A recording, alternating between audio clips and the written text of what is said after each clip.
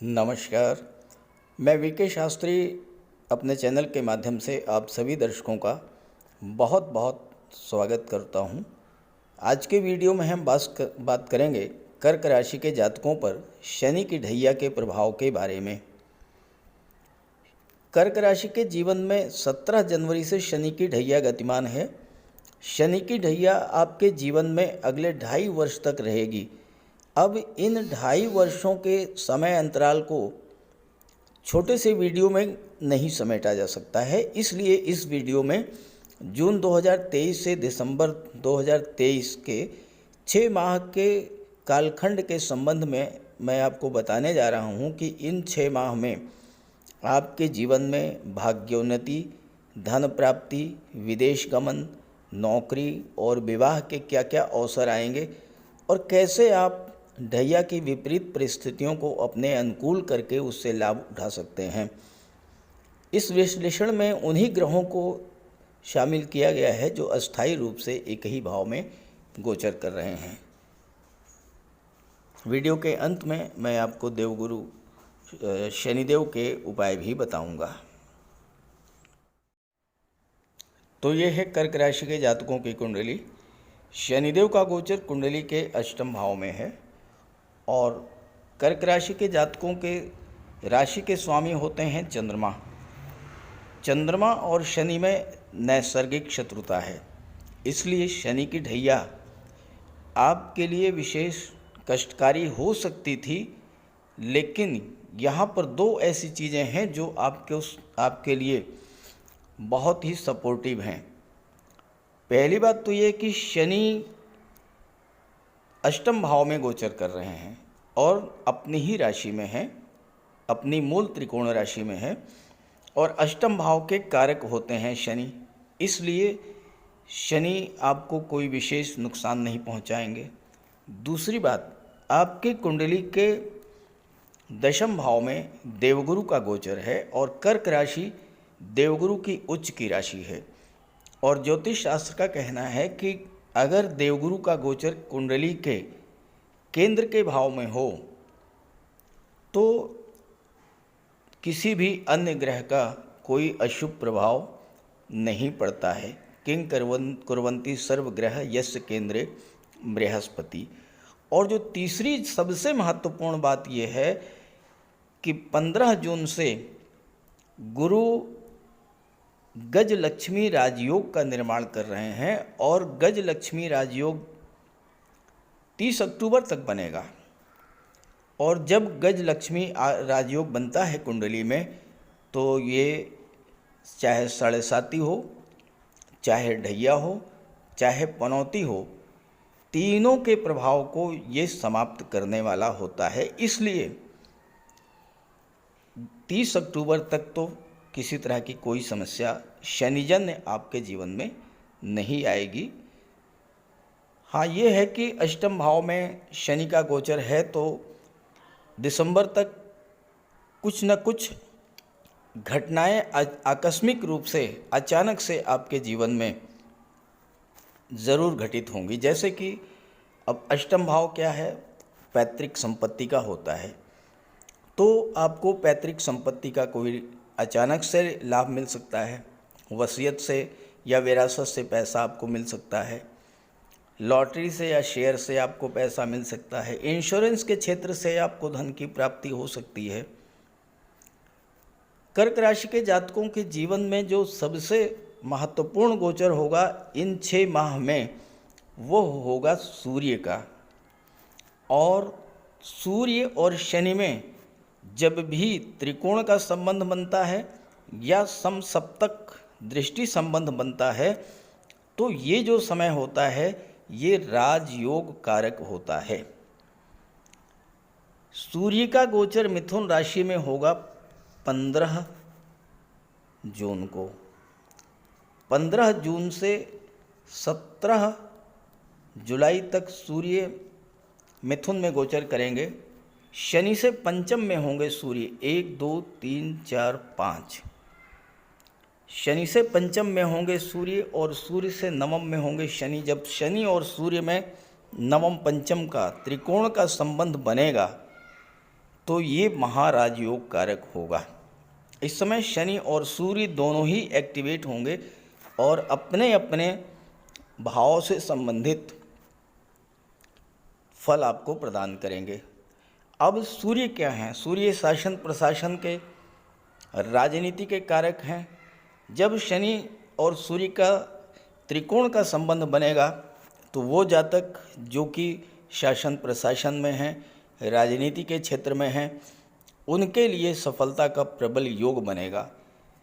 विदेश सेवा में जो लोग हैं उनके लिए भी ये समय बहुत अच्छा रहेगा। और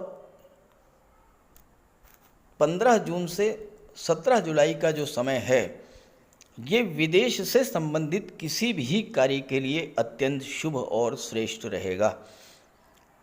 और इस गोचर काल में चूंकि गुरु कर्म के भाव में बैठे हैं और छठे भाव के स्वामी हैं, छठा भाव नौकरी का होता है, सर्विस सेक्टर का होता है, कॉम्पिटिशन्स का होता है, और देवगुरु जैसा शुभ ग्रह और जो 15 जून से अंश बल से भी मजबूत है, उस ग्रह के प्रभाव से आपको शासन प्रशासन के क्षेत्र में या विदेश के सेवा के क्षेत्र में या किसी विदेशी कंपनी में नौकरी मिलने का भी प्रबल योग बनेगा।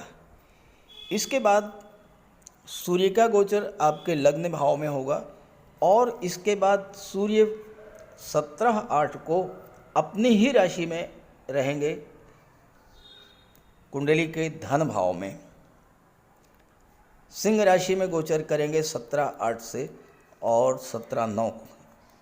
और ये जो 17/8 से 17/9 का समय है, इस समय शनि सूर्य का सीधा दृष्टि संबंध बनेगा, समसप्तक दृष्टि संबंध बनेगा। सूर्य अपनी राशि में, शनि अपनी ही राशि में, दोनों ही बलवान स्थिति में होंगे। और जब सूर्य और शनि का संबंध बनता है, समसप्तक दृष्टि संबंध बनता है, तो ये संबंध भी राजयोग कारक होता है। सूर्य भी एक्टिव होंगे और शनि भी एक्टिव होंगे, तो यहाँ पर आपको दूसरे भाव की चीज़ों का फल प्राप्त होगा, धन के संचय के अवसर प्राप्त होंगे। और सबसे महत्वपूर्ण बात यह है कि देवगुरु बृहस्पति जो कि धन के कारक होते हैं, इनकी भी पंचम दृष्टि कुंडली के धन भाव पर पड़ेगी, दूसरे भाव पर पड़ेगी। दूसरा भाव परिवार का होता है, गुरु की दृष्टि में अमृत होता है, गंगा जल के समान उस भाव को पवित्र कर देते हैं देवगुरु।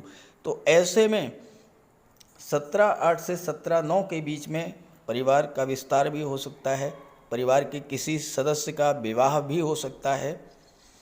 और चूंकि सप्तम के स्वामी हैं शनिदेव, शनिदेव जब एक्टिव होंगे तो आप सप्तम भाव को एक्टिवेट कर देंगे, आपके विवाह का प्रबल योग बनेगा, परिवार का विस्तार होगा, धन की प्राप्ति होगी, धन का संचय होगा और धन का निवेश होगा। और इसके बाद सूर्य फिर राशि परिवर्तन करेंगे और कन्या राशि में जाएंगे और फिर तुला राशि में 18/10 को आ जाएंगे।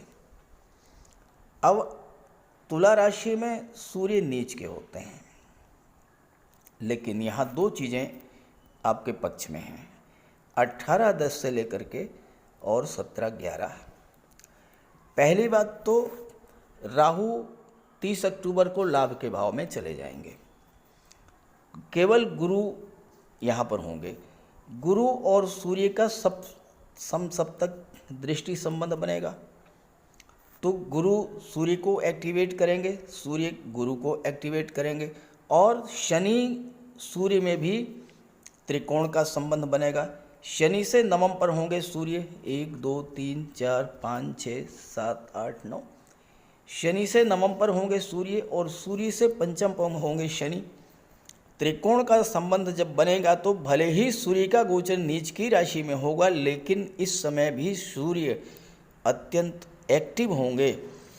और सूर्य के एक्टिव होने का फल ये मिलेगा कि आपको चौथे भाव की चीज़ों का लाभ मिलेगा। गुरु की दृष्टि भी पड़ रही है तो परिवार में भी सुख शांति बढ़ेगी, साथ ही साथ प्रॉपर्टी, वाहन या भूमि भवन क्रय करने का योग बनेगा, क्योंकि शनि एक्टिव हैं और शनि से सूर्य पर त्रिकोण का संबंध बन रहा है और शनि निर्माण के कारक होते हैं।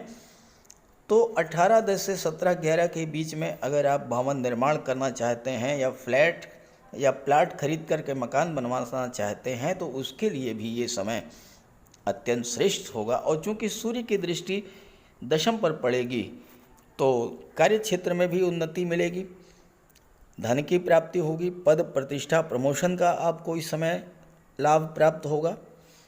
और राहु लाभ के भाव में गोचर कर जाएंगे 30 अक्टूबर के बाद। इस समय राहु 11वें भाव में जब भी गोचर करते हैं तो राहु से ज़्यादा धन कोई दे ही नहीं सकता है। तो कर्क राशि के जातकों को अचानक से धन प्राप्ति का भी योग बनेगा। तो इस तरह से शनि की ढैया से बहुत ज़्यादा आपको परेशान नहीं होना है, स्वास्थ्य का ध्यान रखना है और कोई ऐसा कार्य नहीं करना है जिससे कि शनिदेव नाराज हो जाएं। आलस्य नहीं करना है, लापरवाही नहीं करना है, कार्य को टालना नहीं है, झूठ नहीं बोलना है, छल फरेब कपट नहीं करना है और किसी भी गरीब लाचार असहाय व्यक्ति को किसी तरह का कष्ट नहीं देना है। ये सब आप कार्य करते रहिए और शनिदेव कोई उपाय करते रहिए जो मैं आगे बताने जा रहा हूँ। तो शनि की ढैया बहुत अच्छे से गुजरेगी और बहुत कुछ आपको इस ढैया से प्राप्त भी होगा। बात करते हैं उपायों पर। ज्योतिष शास्त्र में कहा गया है कि शनि जिस पर प्रसन्न होते हैं, यानी जिसका शनि ग्रह मजबूत स्थिति में होता है, तो शनिदेव रंक से राजा बना देते हैं। और शनि अगर कमज़ोर हुए, खराब हुए तो राजा भी रंक हो जाता है। शनि के मजबूत होने से लोहा, मशीनरी, कारखाने से जुड़े व्यापार में तरक्की होती है, कोर्ट केस में विजय मिलती है, कार्यों में सफलता प्राप्त होती है, सांसारिक समस्याओं से मुक्ति मिलती है। और शनि को न्याय का प्रतीक माना गया है। यदि शनिदेव मजबूत हैं तो आपके साथ अन्याय नहीं होता। जब शनि खराब होते हैं तो बड़े से बड़े कष्ट झेलने पड़ते हैं। तो बात करते हैं शनि के उपायों के बारे में। ऐसा कोई भी कार्य ना करें जो कि शनि को पसंद नहीं है। शनिदेव को इलीगल कार्य पसंद नहीं है। झूठ, फरेब, छल, कपट, धोखाधड़ी, बेईमानी, ये सब शनिदेव को पसंद नहीं है। शनिदेव को परिश्रम, अनुशासन और व्यवस्था पसंद है। तो ऐसे कार्य कीजिए, गरीबों की मदद कीजिए, बुजुर्गों, दिव्यांगों को भोजन दीजिए, वस्त्र का दान कीजिए, किसी ओल्ड एज होम में जाकर के, किसी अनाथालय में जाकर के दान पुण्य का कार्य कीजिए। तो इससे शनि को बल मिलेगा। अगर आपका शनि कमज़ोर है तो आपको कम से कम 19 शनिवार व्रत रखना चाहिए। और इसके साथ साथ शनिवार के दिन एक कटोरी में सरसों का तेल लेकर उसमें अपना चेहरा देखिए और उस तेल को किसी को दान कर दीजिए। इसके अलावा शनिवार के दिन एक पात्र में जल, दूध, चीनी, काला तिल और गंगा जल ये रख लीजिए। इसके बाद पश्चिम दिशा की ओर मुँह करके पीपल के वृक्ष को अर्पित कर दें। इससे भी शनि को बल मिलता है। शनिवार के दिन उड़द से बनी पंजीरी, पकौड़ी, चीला, बड़ा ये सब खाना चाहिए। सरसों के तेल में बने भोज्य पदार्थ ग्रहण करना चाहिए। इससे शनि ग्रह को ताकत मिलती है। केले का भी आप सेवन कर सकते हैं। और शनिवार के दिन कंबल, जूता, चप्पल, लोहा, काले कपड़े और नारियल जटा वाला ये भी आप दान कर सकते हैं। सरसों का तेल का दान कर सकते हैं। और अगर शनि कमज़ोर है तो आपको नीलम धारण करना चाहिए, लेकिन इसके लिए किसी आप योग्य ज्योतिषी की मदद ले लें। तो ये सब उपाय आप करेंगे तो आपको बहुत बड़ा लाभ मिलेगा। नमस्कार।